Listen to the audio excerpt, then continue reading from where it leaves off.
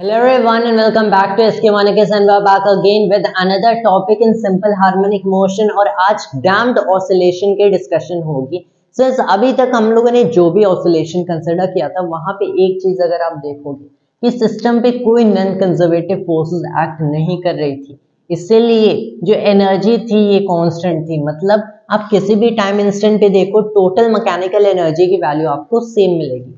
ये half k x square आप add करो हाफ एम बी स्क्वेयर से एंड आपको सेम वैल्यू मिलेगी सारे इंस्टेंट पे। लेकिन अब जो चीज होगी कि अब हम लोग नॉन कंजर्वेटिव फोर्स को कंसिडर करेंगे कि इस सिस्टम पे नॉन कंजर्वेटिव फोर्सेस एक्ट कर रही है। नॉन कंजर्वेटिव फोर्सेस ऑब्वियसली जो भी एनर्जी होती है इनको किसी दूसरे फॉर्म में कन्वर्ट कर देते हैं जहां से इसे वापस रिट्रीव नहीं किया जा सकता है। मतलब जैसे आप फ्रिक्शन ले लो, इसकी काइनेटिक एनर्जी को ये कन्वर्ट कर देगा इंटरनल एनर्जी या फिर थर्मल एनर्जी। तो यहाँ पे ऑब्वियसली मोस्ट बेसिक सा non conservative force friction consider किया जाता है। इसे ड्रैग फोर्स या विस्कस फोर्स कंसिडर कर लेते हैं। This is also a non conservative force.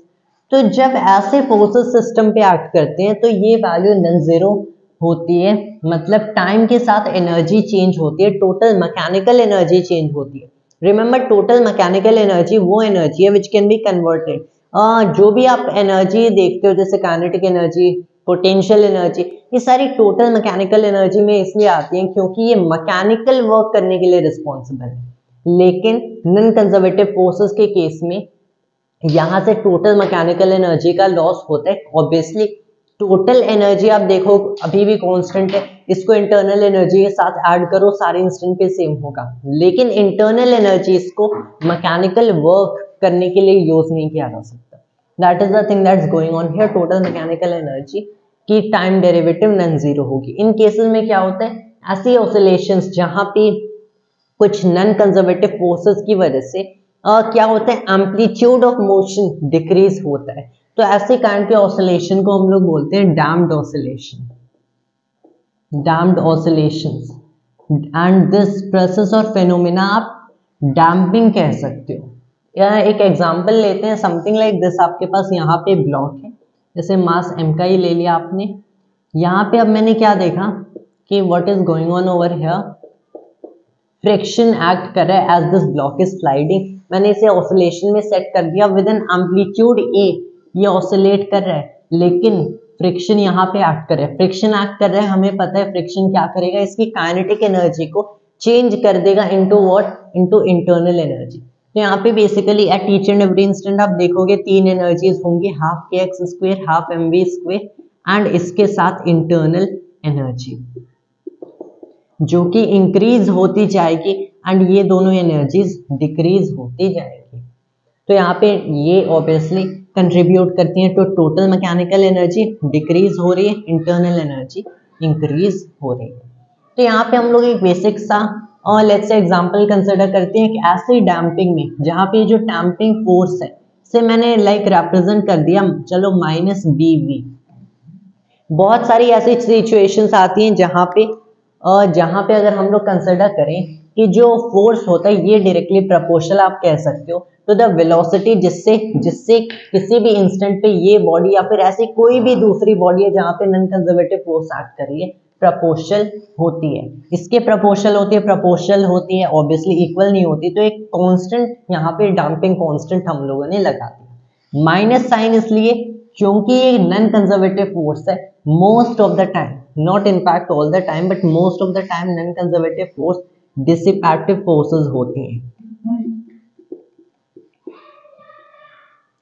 Dissipative forces होती हैं मतलब ये मैकेनिकल एनर्जी को डिक्रीज करना चाहती है तो ऑब्वियसली दैट कम्स स्ट्रेट की ये स्पीड को डिक्रीज करना चाहती है, तब force obviously opposite direction of velocity में लगेगा। ऑपोजिट डायरेक्शन के लिए माइनस साइन लगा दिया, यहाँ पे कांस्टेंट तो चाहिए। एंड हम लोगों ने एक सिंपल सा केस कंसिडर कर लिया जहां पे ये फोर्स वेलोसिटी या फिर स्पीड के प्रोपोर्शनल है। तो सिंपल सा है ये, अब इसके स्क्वायर की भी प्रोपोर्शनल हो सकती है। जैसे अगर आप देखते हो विस्कोसिटी में viscous force basically obeys this nature, या फिर एयर ड्रैग भी इस नेचर को ओबे करता है, लेकिन जब स्पीड बहुत हाई हो जाती है तब ये स्क्वायर की प्रोपोर्शनलिटी आ जाती है। But this is more of a simple case जो कि कंसिडर करेंगे। तब यहाँ पे अगर आप देखते हो दिस इज बेसिकली जो डैम्पिंग फोर्स है, ड्रैग फोर्स, या फिर इस पर्टिकुलर सिचुएशन में as general damping force is this, मतलब जो मेरी अगर मैं कंसिडर करता हूँ the sum of all the mass times में लेट्स से हॉरिजॉन्टल डायरेक्शन की acceleration, what is this, this isn't exactly minus k x, अब इसे मुझे minus k x minus b we लिखना पड़ेगा यहाँ पे अगर x डायरेक्शन में, so minus b v x, इसे सिंपली सिंस सम है obviously since there can be lots of masses, लेकिन मैं इस सम के साइन को हटा देता हूँ। In that case what you will be getting, अब जो एक्सेलरेशन इन x डायरेक्शन होगा this is minus k x over m, and यहाँ पे हो गया minus b over m v x, ऐसा कुछ एक्सेलरेशन आपको दिख रहा है। ठीक है, प्रीवियस केस में जो एक्सेलरेशन किसी भी इंस्टेंट पे था minus k over M x था, अब यहाँ पे एक एडिशनल फैक्टर आ जाता है minus b over m v x का। वी एक्स को मैं कैसे लिख सकता हूँ, इसे आप ऐसे लिख देंगे minus k over m times में x minus b over m, ये हो गया d x by d t, v x को मैंने d x by d t लिख दिया। तो समहाउ एक्सेलरेशन इन दो फैक्टर्स पे अब डिपेंड कर रहा है। डैम्पिंग जो कांस्टेंट है ये भी बहुत ही मेजर रोल प्ले करता है। जब आप देखते हो कैसे एम्पलीट्यूड डिक्रीज करती है, यू हैव टू से इंटरनल एनर्जी इंक्रीज करिए, एम्पलीट्यूड ऑफ मोशन डिक्रीज करेगी। कैसे डिक्रीज करेगी, मैथमेटिकल फॉर्म में ये कुछ ऐसे मिलता है कि यहाँ से क्लियरली देख सकते हो d two x over d t square, मैंने इसको इक्वेट कर दिया। अब ऑब्वियसली एक डिफरेंशियल इक्वेशन मिल रहा है, इसका सॉल्यूशन देखें so that is a truly complicated, so I rather present directly the solution of this equation as a function of time, वरना एटलीस्ट इन द जेई या फिर नीट या फिर 11th 12th के सिलेबस में you can not find the solution. तो मैं यहाँ पे देखता हूँ कि ये जो सॉल्यूशन होगा दिस विल बी पहले एम्पलीट्यूड जो कि जनरली हमें मिलता है the amplitude, then you get e पर minus 1 over 2 sorry this is b over 2m times में हो गया t, then you have cos of omega dash t plus में 5, ऐसा सॉल्यूशन मिलता है for such a differential equation. A तो हमें पता है ए क्या है, this is the amplitude of motion. अब ये जो एम्पलीट्यूड है ऑब्वियसली हमें पता है डिक्रीज कर रहा है, so this was actually the initial amplitude. ये कंप्लीटली आप ऐसा भी नहीं कह सकते हो this is the amplitude of motion जिससे ये डैम्प्ड ऑसिलेशन हो रही है, this is rather the initial amplitude.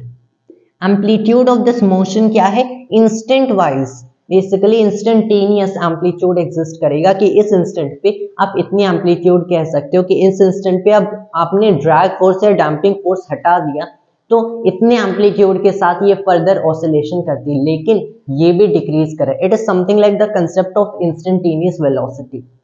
किसी भी इंस्टेंट पे आप बोलोगे कि इंस्टेंटेनियस वेलोसिटी इज 26 मीटर पर सेकेंड, मतलब अगर आपने अब एक्सेलरेशन हटा दिया तो ये एक सेकंड में 26 मीटर मूव करेगी, लेकिन हमें पता है ऑल्दो इंस्टेंटेनियस वेलोसिटी 26 मीटर पर सेकंड डिफाइंड है, लेकिन जब वो ऑब्जेक्ट एक्सेलरेट करेगा यूनिफॉर्मली या नॉन यूनिफॉर्मली वो एक सेकंड में 26 मीटर कवर नहीं करता है।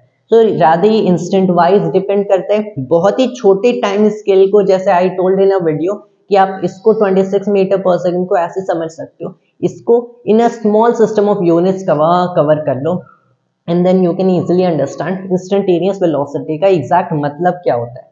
In a similar way this can also be done but we want rather focus on that here. यहाँ पे क्या देख लेते हैं कि ये जो a e power minus b over 2mt है this is the new amplitude of motion. किसी भी टाइम इंस्टेंट पे अगर आप देखते हो एम्पलीट्यूड क्या है, a e power minus b over 2m times that time instant आपको रखना है एंड तब आपको वो एम्पलीट्यूड मिलेगा। फिर हमें एक नई एंगुलर फ्रीक्वेंसी मिलती है which is not the natural angular frequency but the damped angular frequency. ये damped angular frequency obviously original angular frequency पे भी डिपेंड करती है, लेकिन it's damping constant and mass of the object पे भी डिपेंड करती है इन अ सच अ वे कि ये जो ओमेगा डैश इज कि it is equal to the under root of k over m minus b square over 4m square. यहां से अगर आप देखते हो k ओवर m ऑब्वियसली हमें पता है इज ओमेगा स्क्वेयर, तो omega dash is something like the square root of omega square minus b over 2m का whole square that is b square over 4m square. अब अगर आप consider करते हो, बहुत सारी सिचुएशन आपको ऐसे भी मिलेगी जहां पे k over m and b square over 4m square exactly equal होते हैं, एंड जब वो इक्वल होते हैं तो आपको मिलेगा कि जो ओमेगा डैश होता है, omega dash is basically zero. Omega dash का मतलब जीरो अगर आप कहते हो तो damped angular frequency is zero, तब तो ये ऐसी कोई सिचुएशन अराइज ही नहीं हो रही है कि ये ऑब्जेक्ट फर्दर ऑसिलेट करेगा। It is something like this. अगर मैं इसे जीरो इक्वेट करता हूँ तो सीधे स्क्वेयर कर लेते हैं, आपको मिलेगा k ओवर m को b square over 4m square लिखता हूँ, यहाँ से m को यहाँ से कैंसिल कर देते हैं, एंड फिर मैंने क्या लिखा कि b equals to root km। तब ये जो b equals to root km वाली सिचुएशन है, तब यहाँ पे this is the called the situation of critical damping. अब ये बेसिकली क्या होता है कि जब ऐसा होगा, ये ऑब्जेक्ट को आपने डिस्प्लेस किया, ऑब्जेक्ट को डिस्प्लेस किया, ऑब्वियसली ऑसिलेशन अराइज करना चाहिए, लेकिन वहां पे ऐसे डैम्पिंग फोर्सेस हैं, ये डैम्पिंग कांस्टेंट भी plays a major role as I have already told you. इस डैम्पिंग कांस्टेंट की वजह से अपने ऑब्जेक्ट को डिस्प्लेस किया, एंड यहाँ पे एक रिस्टोरिंग फोर्स तो एक्ट कर रही है, लेकिन ऑसिलेशन नहीं होगा, क्योंकि bye the time it reaches here, most of the time हमें पता है इसकी पोटेंशियल एनर्जी काइनेटिक में कन्वर्ट होती है, काइनेटिक इसके पास है, अब वो बैक पोटेंशियल में कन्वर्ट होगी। लेकिन व्हाट बेसिकली हैपेंस, इसकी जो पोटेंशियल है काइनेटिक में कन्वर्ट हो रही है, एंड वो काइनेटिक कम हो रही है, एंड इंटरनल एनर्जी इंक्रीज हो रही है। By the time it reaches here, इसके पास जीरो काइनेटिक एनर्जी इनफैक्ट है, the same as over here, क्योंकि सारी एनर्जी चली गई इंटरनल एनर्जी में। एंड व्हेन दैट हैपेंस, आपको पता है ऑब्जेक्ट को डिस्प्लेस किया, लेकिन फिर भी it just comes over its original position, ये अपनी इक्विलिब्रियम वाली पोजीशन पे आ जाएगा, लेकिन कोई ऑसिलेशन नहीं होगा, बाद में कोई एसएचएम नहीं होते in the case b equals to root km। एक ऐसा भी सिचुएशन आप देख सकते हो, अगर b is lesser than two root km, तब यहाँ पे this is the case of under damping.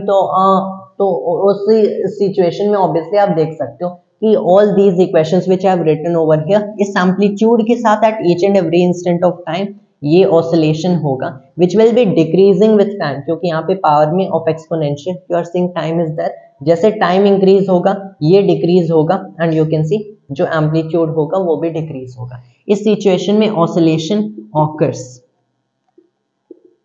this is the situation oscillation occurs।